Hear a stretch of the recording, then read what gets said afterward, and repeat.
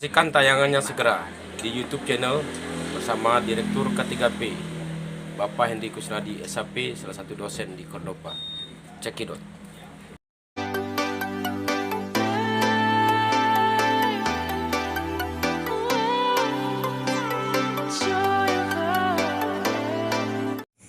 Baik, assalamualaikum teman-teman semua. Malam ini saya sedang berada di kantor Pak Dirut Henry. Beliau ini adalah salah satu direktur komunitas kajian kebijakan publik ya. Jadi konsentrasinya ini organisasi yang dipimpin oleh Pak Henry Kusnadi SHP ini lebih kepada kajian dan kebijakan publik ya. Nah, ini kan banyak yang bertanya nih Pak Henry terkait masalah eksistensi dari komunitas kajian kebijakan publik ini setelah pasca Pak Henry kesehatan kurang sehat, kemudian ini kan berpengaruh terhadap eksistensi tadi itu sendiri. Nah, bagaimana menurut Pak Henry ini kapan kira-kira terkait keberlanjutan atau keberlangsungan K3P ini untuk bisa eksis lagi? Ya, terima kasih. Ya. Selamat malam. Itu penting sekali kita sasar pertama ya kenapa gitu ya kenapa. Iya. Jadi asal muasal ini memang harus ada sebenarnya. Ada satu keadaan yang harus kita tak bisa hindari, termasuk perubahan visi, keadaan dan segala macam itu. Tapi saya pikir mungkin tidak menjadi soal buat kita sebenarnya. Tapi hari ini komunitas kegiatan kebijakan publik akan mulai eksis bersama karib saya ini, Bang Zulkifli Bujarkip. Iya. Ada yang lain Pak Bujar? Oh, berarti akan segera eksis ini ya? Pasti. Dan beberapa hari ke depan kita akan mulai. Baik, kita akan sampaikan ini kepada hak layak rame, khususnya masyarakat Kabupaten Sumba Barat, bahwa K3P akan segera kembali untuk bagaimana mengawal isu-isu publik yang sedang up to date lah di Sumba Barat gitu kan. Ya. Yang menarik ini Pak Henry, apa agenda atau program perdana dari K3P ini di tahun 2023 ini, kita di penghujung bulan 4 ini, kira-kira apa? Ya, beberapa yang sudah kita siapkan itu adalah pertama itu adalah kita buka ruang refleksi terhadap adik-adik mahasiswa kita. Iya. Yang kita gunakan dalam momen hal bihalal nanti di Cafe Klimber atau pada malam minggu 28 April ya, kalau tidak salah itu. Iya. Kenapa kemudian itu muncul menjadi gagasan awal, kenapa harus adik-adik mahasiswa menjadi target objeknya ya? Objek gitu. Jadi fokus kita dan lokus kita dengan. Iya. Pertama, ada perubahan yang mencolok yang kita lihat dari terus saja jauh di angkatan perbedaan adik-adik mahasiswa angkatan 90-an dengan 2000-an. Iya. Itu suatu keniscayaan yang terjadi bahwa perubahan milenial itu yang sekarang itu membuat mereka memang menjadi sangat konsumtif terhadap informasi yang instan. Ya. Ya. Mereka tak pandai, mungkin sekedar terkutip ya, tak pandai melihat perbedaan mencolok itu. Karena ruang publik sebenarnya di luar itu lebih nyata sebenarnya di dalam konten-konten chat WA, Facebook, Instagram dan lain-lain. Karena meskipun yang menonton itu banyak, tapi yang mengikuti itu terbatas dia. Berbeda dengan luar publik yang terdengar itu semua orang bisa mendengar. Artinya di mana dia peran mahasiswa sebagai yang kita tuntut adalah sebagai agent of change. Mahasiswa itu penting. Itu yang belum tidak terbangun pada hari ini di seluruh Indonesia. Kita lihat hanya beberapa yang paling kita dengar tuh kalau ndak UI ya Universitas Trisakti. Mana sivitas akademi yang lain? Nah, artinya militansi mahasiswa itu penting karena itu adalah kewajiban dia sebagai agen perubahan itu. Di mana dia? Sebagai kewajiban karena ada 3 arah dan tujuan dari Civitas Akademika itu. Ada pertama penelitian, kemudian pengembangan ilmu dan teknologi, kemudian ini yang ketiga yang penting, pengabdian masyarakat. Di sanalah mahasiswa itu dibentuk untuk bagaimana kita itu merubah keadaan sebagai agen perubahan itu dalam pengabdian masyarakat. Banyak bentuk kok yang bisa dilakukan. Tapi kan di kampus itu kan ada mata kuliah KKN itu, kalau nggak salah setelah mahasiswa ini mencapai 100 mata kuliah. Ya, 100 mata kuliah, entah itu berarti 100 SKS ya. Di situ kan dibentuk juga mahasiswa ini untuk tujuan ke masyarakat. Kaitannya dengan Pak Henry, apa itu tidak relevan? Relevan, sangat relevan sekali. Karena maksud saya apa ini belum cukup nggak untuk membentuk mahasiswa ini dengan mereka bisa terjun ke masyarakat? Ya? Belum cukup, karena di bangku kuliah itu hanya batasan yang paling pokok untuk mengejar kewajiban mereka sebagai mahasiswa. Tapi kewajiban yang lain sebagai yang saya bilang tadi sebagai perubahan di dalam masyarakat itu yang paling penting. Iya, baik. Karena sekarang ya pilihan mereka itu dua sebenarnya. Iya. Diam hari ini untuk bersuara esok hari, atau bersuara hari ini untuk berdiam esok hari. Ini paling penting. Jadi ketika mereka merubah sesuatu itu, maka di sanalah mereka akan berada. Tapi ketika mereka diam di sana juga akan mereka berada. Artinya yang kita lakukan itu ruang kritis berkontrol sosial itu yang penting. Tapi ada perbedaan di sini. Kalau memang kita dorong mahasiswa sebagai kontrol sosial, bagaimana dengan fungsi legislatif misalnya? Memang hampir sama dia. Hampir sama dengan politikus, hampir sama mereka.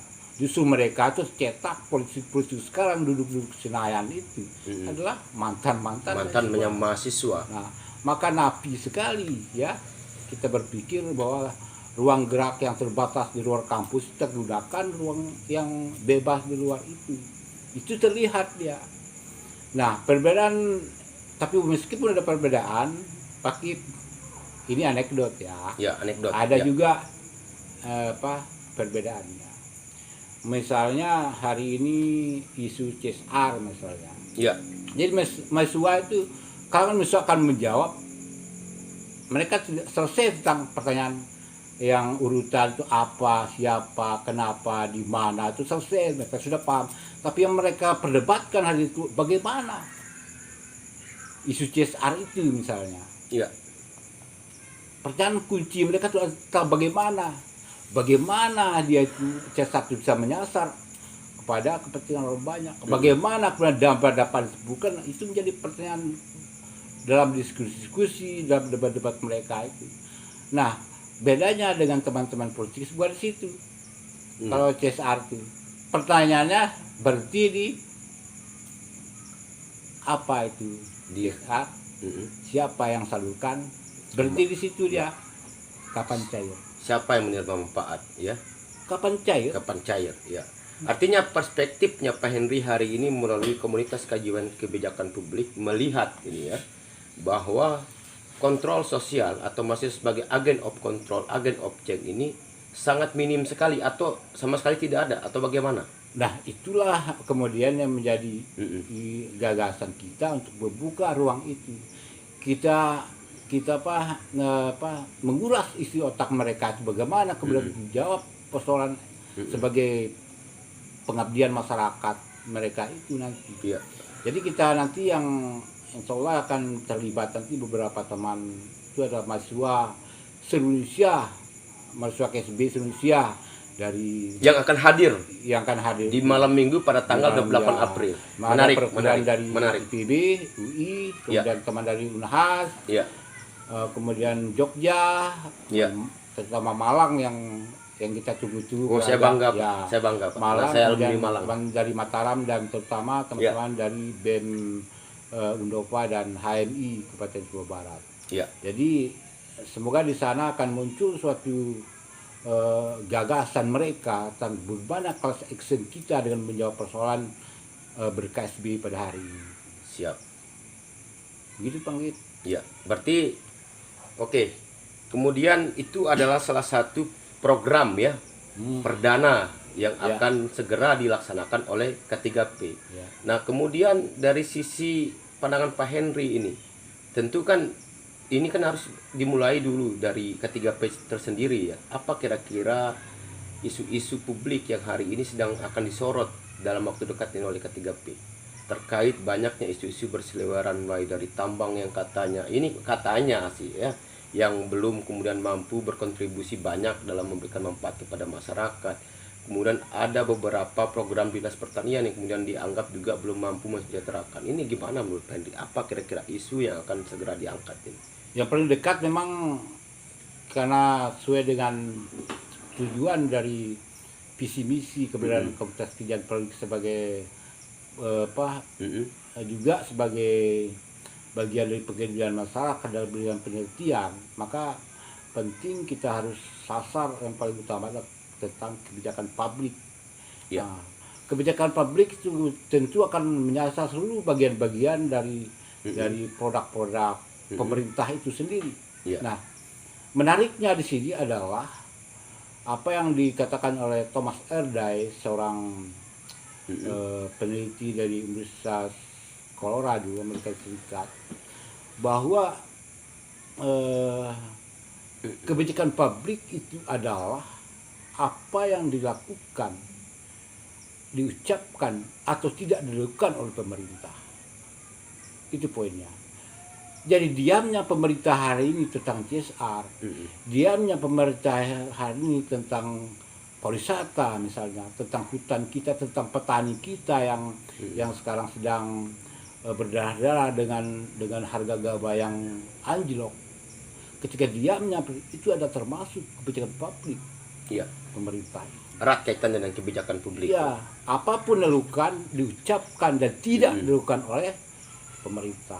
Dan itu diperkuat oleh William Dunn juga dari Inggris, seorang peneliti kebijakan juga.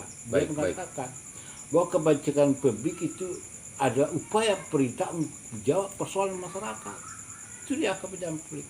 Jadi diamnya pemerintah itu jangan-jangan sebagai upaya menjawab persoalan masyarakat. Ini aneh kan? Iya. Aneh. Artinya ada bagian-bagian tertentu memang pemerintah harus diam. Misalnya dalam rangka konflik misalnya, diri di tengah, berdiam di tengah itu penting. Diam itu sebagai penyeimbang ya. Ya, penyeimbang. Iya. Memang artinya konsennya K3P ini adalah selain kemudian mengangkat isu-isu publik, ternyata juga mengedukasi ya. Ada peran edukasi di situ. Bahwa pentingnya peran civil society ini kepada setiap kebijakan yang diproduksi oleh pemerintah kita gitu. Ya, jauh-jauh hari dulu kan sudah sering kita lakukan pasca pra Covid itu yang terakhir itu. Nah, itu banyaknya keterlibat teman-teman LSM Ormas dulu itu juga menjadi pertanyaan, kenapa hari ini civil society kita itu tidak muncul seperti sebelum COVID ya. Jadi anehnya ketika tahun politik ini harus muncul lebih banyak seperti itu dari para ormas-ormas ini penting karena dia aja penyimbang dia daripada parpol itu. Kalau parpol dia punya kepentingan untuk partainya, untuk dirinya, untuk konstituennya, maka ormas kepentingan di masyarakat. Baik, ini menarik Pak Henry. Pak Henry dalam perspektif sebagai analis kebijakan publik ini mengatakan di situ bahwa peran civil society ini minim sekali ya terhadap mengkritisi kebijakan-kebijakan pemerintah yang kemudian dipandang belum tepat sasaran gitu dalam hal membantu masyarakat. Tetapi ada sisi lain juga ini. Legislatif kita ini Pak Henry. Nah, ternyata yang disorot juga oleh masyarakat luas kita hari ini kita di Sumatera Barat itu peran DPRD juga ada melemah di situ. Bagaimana menurut pandangan Pak Henry? Kita lihat ya, kalau dilihat dari riset masa lalu kita di awal pembentukan Partai Sumatera Barat itu, suara nyaring di gedung Bertong selalu terdengar. Ya. Berangkat di periode kemudian di periode ke-3 2019 itu dia mulai melemah nih. kemudian di 2019 kemarin malah bungkam. Pertanyaannya kenapa? Ya? Itu ada korelasinya dengan kepentingan politik, itu pasti dia. Jadi Pak Henry mendiagnosa ini bahwa ada terkait dengan ada kepentingan politik terbentuknya di situ. Ya, karena ketika legislatif itu ya berkoalisi banyak dengan koalisi gebuk itu dengan pemerintah, dengan eksekutif, maka pilihan diam itu adalah pilihan terbaik. Mereka. Bisa jadi mereka dalam rangka menjaga kepentingannya itu, juga dalam rangka menyelamatkan rezim yang sedang berjalan. Karena kontradiksi sekali. Karena harus berperang mereka eksekutif dan legislatif itu. Jadi suaranya harus muncul apapun yang terjadi.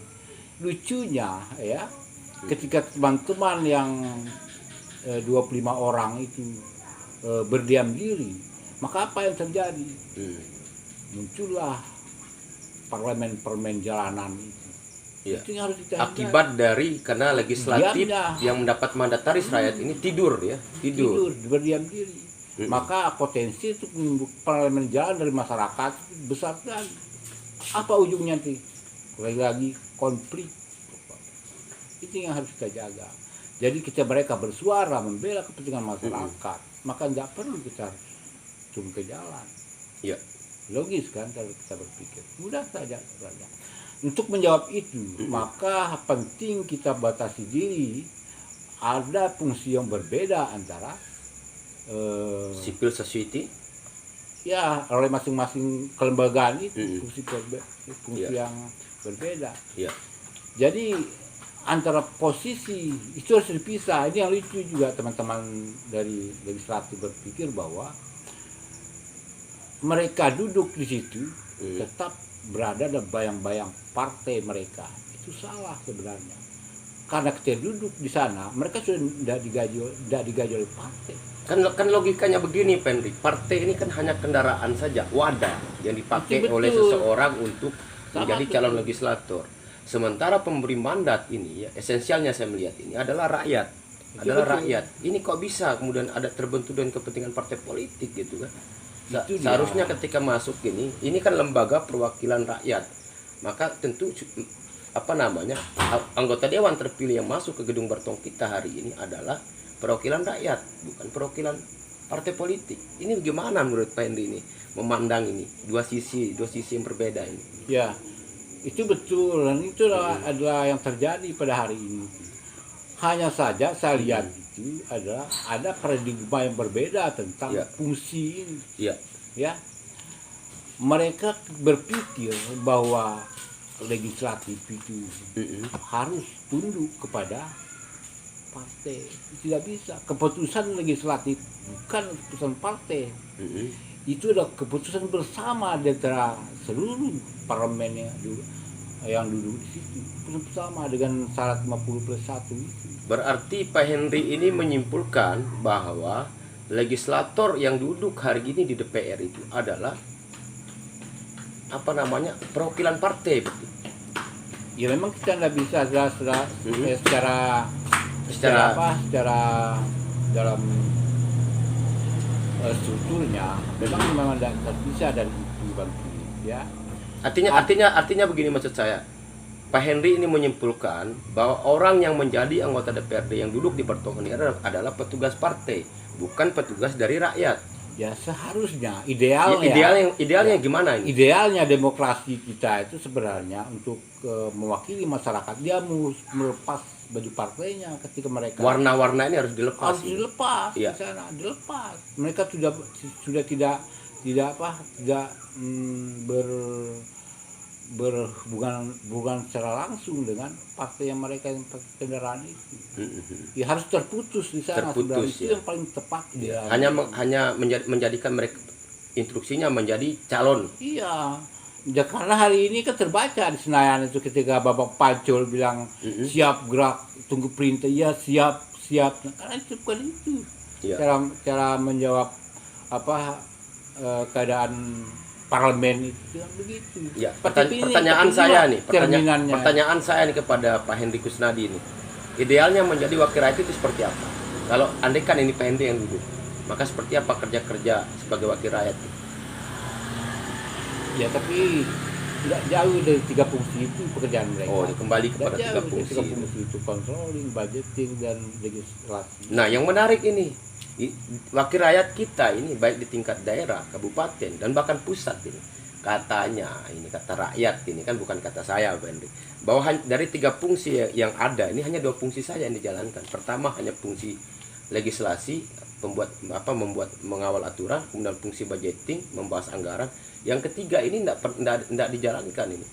Fungsi kontrol atau pengawasan. Ini bagaimana nih, Pak Henry? Yang benar itu. Oh, ini faktanya ya, benar. Faktanya begitu dia. Ya. Kontrol kita tuh lemah. Kenapa? Itu lagi-lagi kepentingan, Pak. Benar apa kita Bang Panjul tuh. Hei, diam. Ini suarakan. Ini yang kamu harus ngomong. Ini memang benar. Padahal seharusnya tadi saya bilang itu ideal terputus di sana. Tidak ada hubungan lagi dengan partai, selesai. Ya. Nah itulah kemudian mengapa kritis yang paling keras yang harus kita lakukan itu adalah saya pernah meneliti juga tentang itu antara yang sedang didebatkan di Mahkamah Konstitusi tentang